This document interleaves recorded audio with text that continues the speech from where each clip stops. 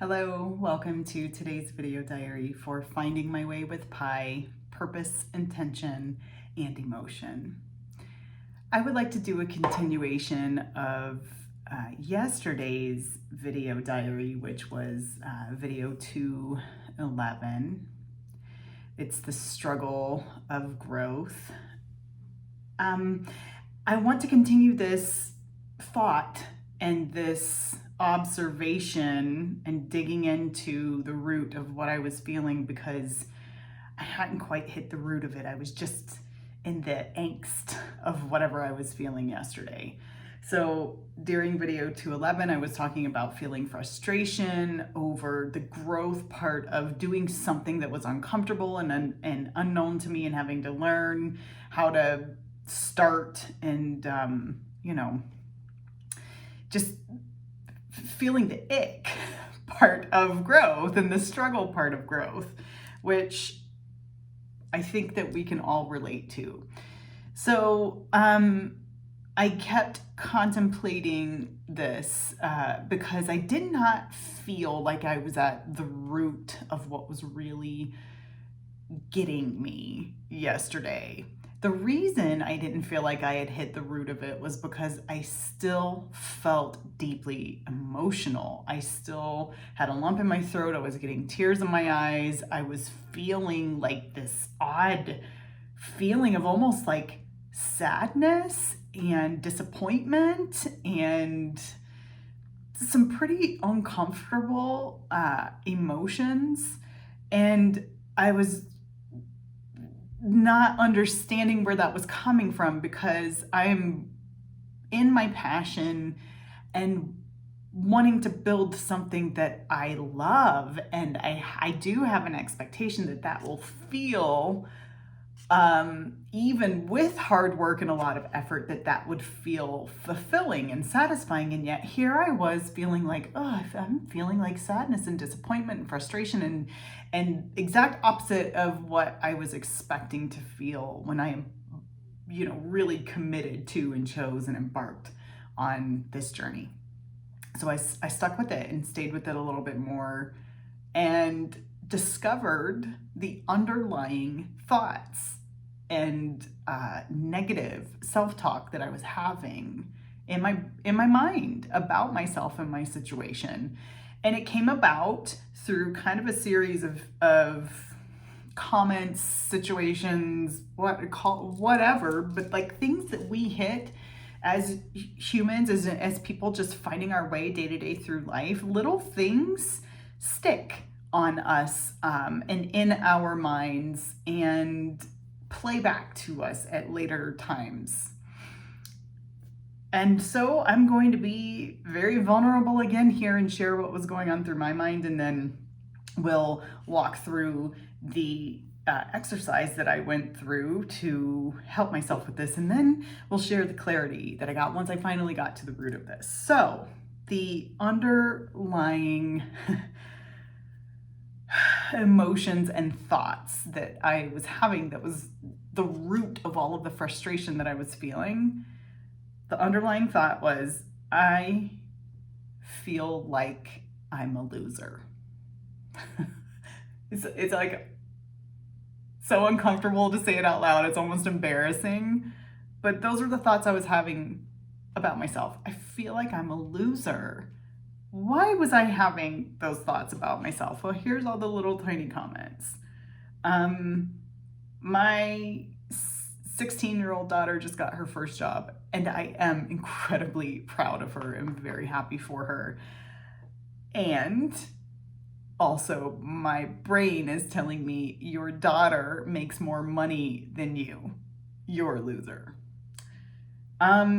I think that there could be this perception that I'm having a midlife crisis, and the negative implications of that saying.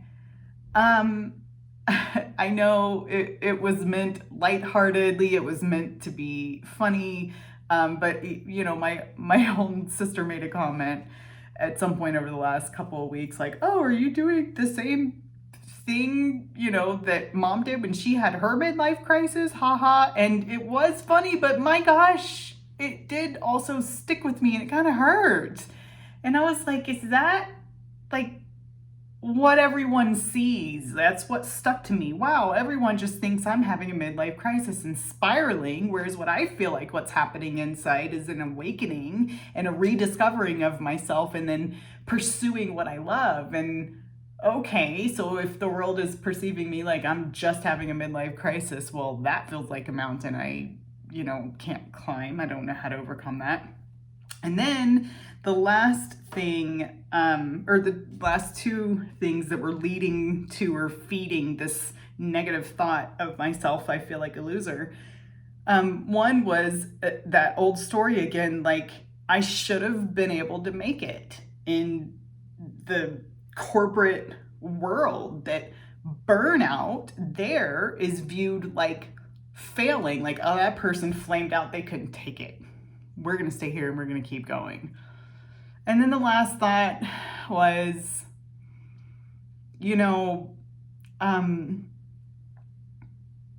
there are sacrifices sometimes when you're following your passion and you're chasing your dream. And it truly does take a village.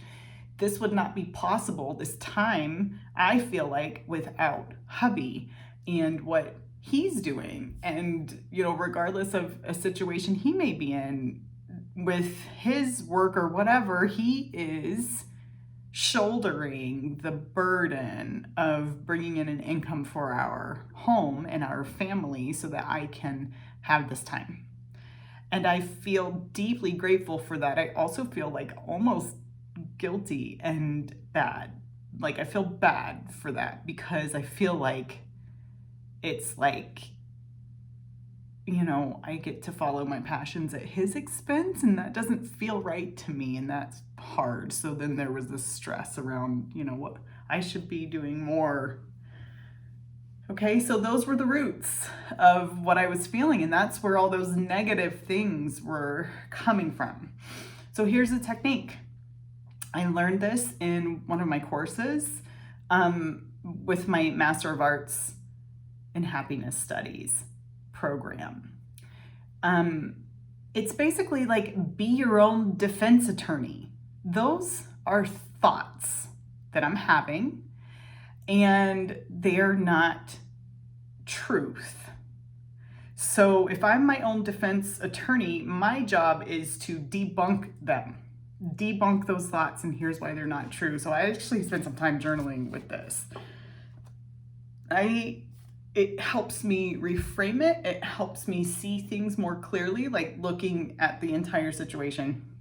And then I'll let you know what happened after that and what became clear to me. So first I wrote, wait a minute, I didn't fail in the corporate world. I had a thriving 20+ year career where I rose in the ranks and had amazing good times, good fortune. I loved my teams. I did love a lot of the work that we got to do together.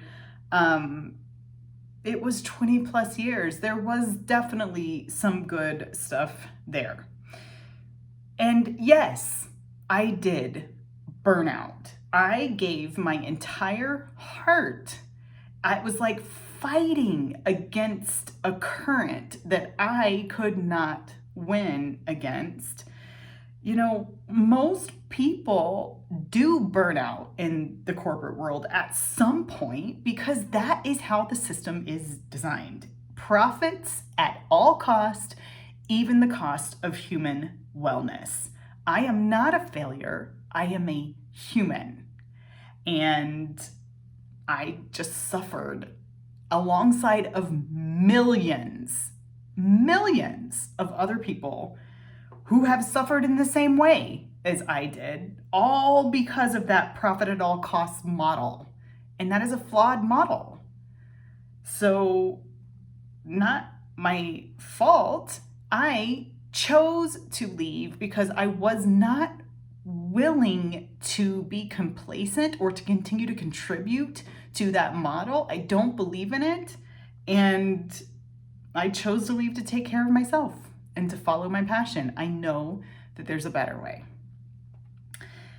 Also, everything I've done up to this point in my life, everything I've done has landed me here and now. I have the ability and this time to heal, this time to follow my passions, to build something that is meaningful to me, to others, that is truly people first.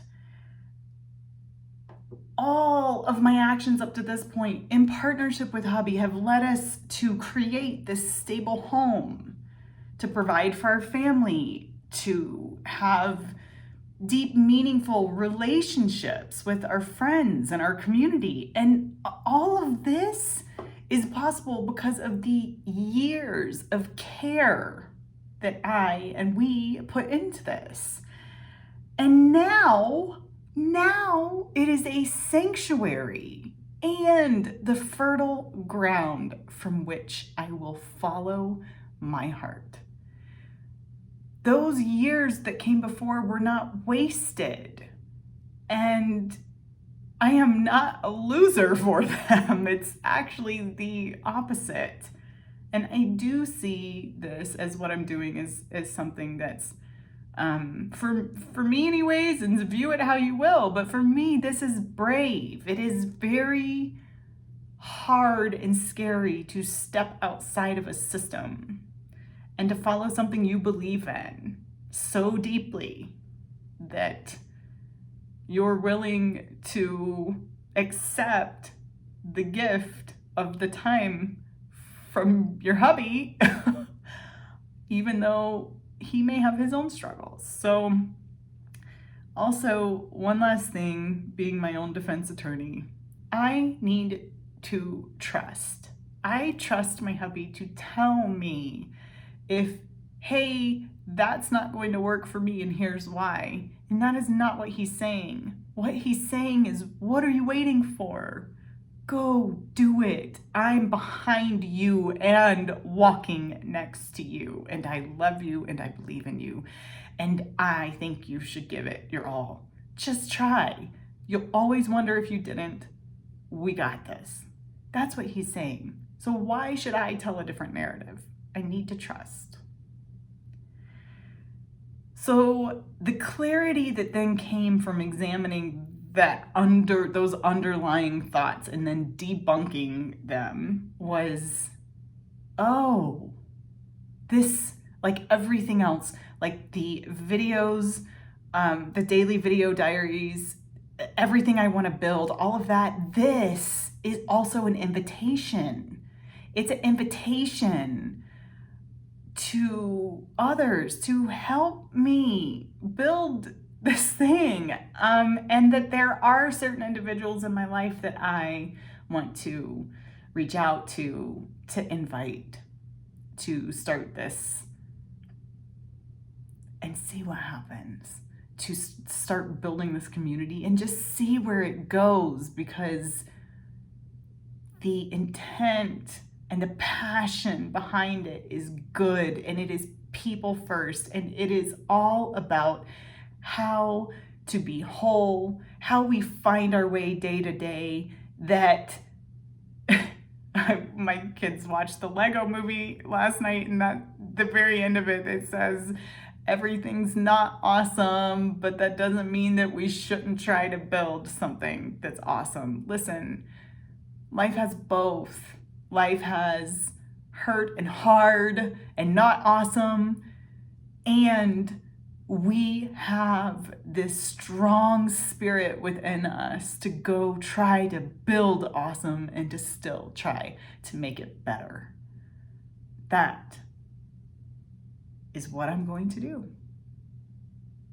And I am going to let go of that ridiculous thought that I feel like I'm a loser. Where the hell does... Sometimes. But listen, if you don't get still enough to see where it's coming from, I could have stayed stuck in this other story I was telling myself, like, oh, I'm just frustrated that it's hard to build something new. I'm so good with hard work. I am an achiever. I love jumping in and doing stuff. No, there was a deeper root here. And there it is. And I'm so glad to have unearthed it. Let it go. Recenter what's important for me, what's most meaningful for me, what my passion is, and commit and go and try. So, thanks for being with me on this journey. I'm so glad that you're here. I hope it helps you too. I'll see you tomorrow.